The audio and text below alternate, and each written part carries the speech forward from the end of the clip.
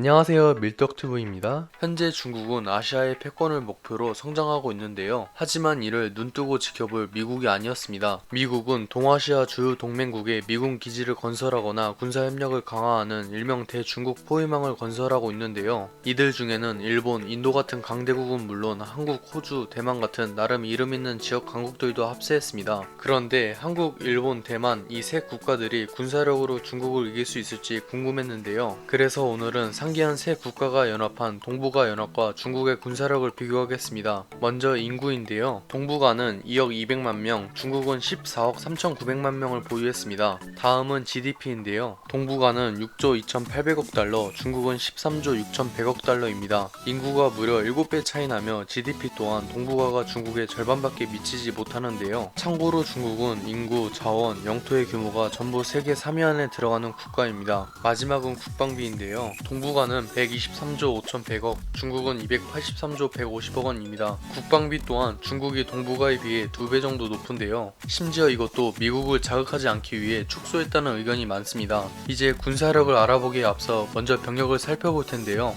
먼저 상비군입니다. 동북아는 112만 명, 중국군은 200만 명을 보유 중인데요. 다음은 예비군입니다. 동북아는 443만 8천 명, 중국군은 51만 명입니다. 의외로 중국군이 인구에 비해 병력이 다소 적은데요. 중국은 모병제이며 전역자는 공무원 보장과 공산당에 입당할 기회가 주어지는 등 군인의 대우가 자위대보다도 훨씬 좋습니다. 그래서 지원자가 넘쳐나 선발 기준이 매우 엄격해 안경 착용자는 무조건 탈락이며 무술 유단자와 영어 전공자는 가산점이 주어지는데요. 하지만 중국도 자본주의화가 심해지면서 군인, 특히 퇴역군인에 대한 대접이 예전만 못하다고 합니다. 이제 육군을 비교할 텐데요. 먼저 기갑전력입니다. 동북아는 3,240대의 전차와 7,880대의 장갑차를 보유하고 있는데요. 중국은 6,250대의 전차와 8,950대의 장갑차를 보유하고 있습니다. 다음은 포병 전력입니다. 동북아는 견인포 5,130문, 자주포 3,735문, 다연장 로켓 640문을 보유 중인데요. 중국은 견인포 3,600문, 자주포 2,120문, 다연장 로켓 1,550문을 보유하고 있습니다.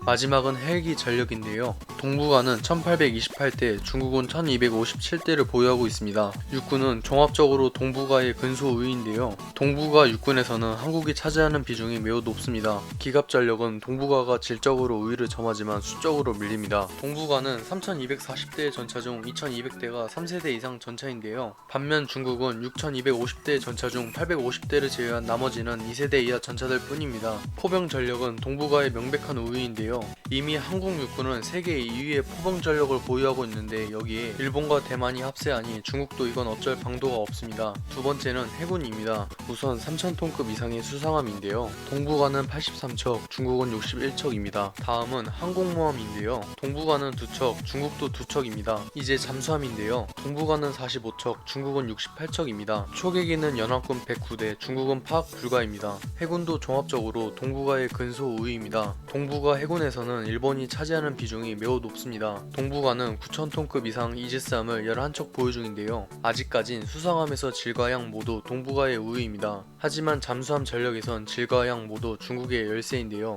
특히 중국은 5척의 전략 원잠을 보유하고 있어 위협적입니다. 항공모함의 경우 사실상 일본과 중국의 대결이 성사되는데요. 항모는 사실상 탑재된 함재기에 따라 가치가 결정된다 해도 과언이 아닙니다. 일본은 이즈모급의 F-35를 탑재 중이며 중국은 라오닝함에 J-25를 탑재 중인데요. 하지만 양쪽 기체는 1세대의 차이가 있으며 J-25는 중국에서도 만족 못하는 성능이라 F-35의 명백한 우위입니다. 마지막은 공군인데요. 먼저 전술기입니다. 동북아는 1006대, 중국은 1600대인데요. 다음은 공격기입니다. 동북아는 60대, 중국은 172대인데요. 이제 조기경보기입니다. 동북아는 31대, 중국은 13대인데요. 다음은 공중급유기입니다. 동북아는 10대, 중국은 13대인데요. 마지막은 수송기입니다. 동북아는 104대, 중국은 335대인데요. 공군은 종합적으로 백중세 내지는 동북아의 근소 우위입니다. 수적에선 중국이 앞서지만 질적인 면에선 동북아가 우위인데요. 특히 5세대 스텔스기의 경우 현재 중국은 J-20을 12대 양산했지만 동북아는 F-35를 46대 보유 중입니다. 전자기기와 레이더의 차이 때문에 F-35가 J-20보다 우위에 있는데요. 하지만 전체적으로는 동북아도 개별적인 피해를 입을 가능성이 높습니다.